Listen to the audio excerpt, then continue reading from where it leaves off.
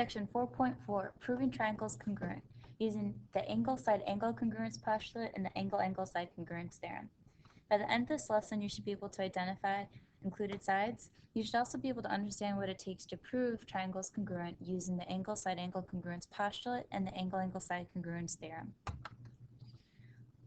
Last time we talked about the side-side-side congruence postulate and the side-angle-side congruence postulate as well. And we said that if we had known those postulates, we would have been able to do this proof that we saw last week in class a bit easier. Because originally, we understood that you had to find all three corresponding angles to be congruent and all three pairs of corresponding sides to be congruent before we can prove a triangle congruent. Side-side-side and side-angle-side congruence postulate showed us that there are some shortcuts to that, and where you would need less corresponding parts to be congruent if you knew the right theorem or postulate. So let's take a look at what angle-side-angle congruence postulate is going to do for us. This says that if two angles of a triangle and the included side are congruent to two angles and the included side of another triangle, then we can say the triangles are congruent. So taking a look at what this means, we have angle A congruent to angle D. We also have angle C congruent to angle F. Now the included side of each of these triangles is going to be the side that's shared by both of the angles. If we take a look here, side AC is the included side because both angle A and angle C cover that side or share that side. Side DF is going to be the included side of triangle DEF. It's important to know what this pattern looks like because we have other theorems that deal with angles and sides in their name, and you need to make sure you understand the correct order that you're going to be looking for when you want to use the angle-side-angle congruence postulate. So let's take a look at that proof that we done last week and see what this would have looked like if we had the angle-side-angle congruence postulate. Looking at our given information, we would have had plenty of information to just use the angle-side-angle congruence postulate right away. Looking at the diagram, we have angle pair A and C congruent. We also have angle pair ABD congruent to CBD, and that's noted in these two given statements. And we also have the included side congruent.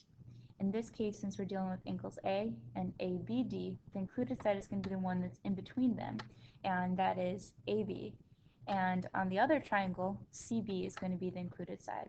So with those three pieces of information, we would have enough to be able to prove those triangles congruent using this angle-side-angle congruence postulate. We wouldn't have needed to even use the given statement that says that AD and CD are congruent.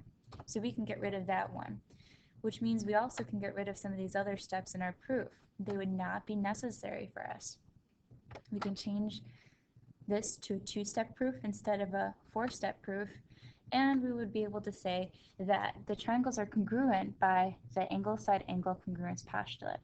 So it's a lot less work if we know what our postulates and theorems are when we're talking about triangles being congruent. The other shortcut or theorem that you would have that can prove triangles congruent is the angle-angle-side congruence theorem. Now note, just like the last one, you're dealing with two pairs of angles and a side. The difference is where that side is going to be located.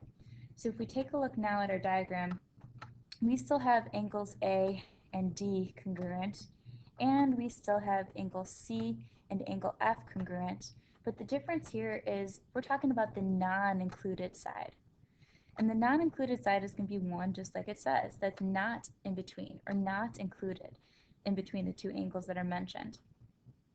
Here we can see that BC is not shared by both A and C, and EF is not shared by both angles D and F, so it's considered to be not included. Looking at the proof that we had from last week, this would also have made our proof a lot simpler.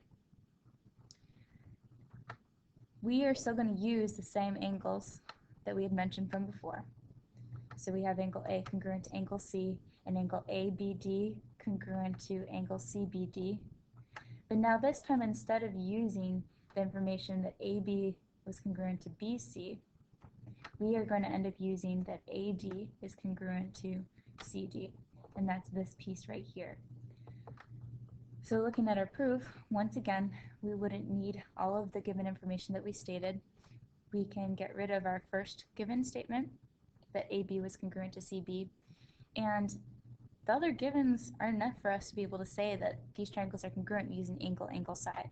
So we're going to get rid of a lot of the other statements and reasons that we had put originally, which means once again, this is now not a 4-step proof, but it's going to be just a 2-step proof.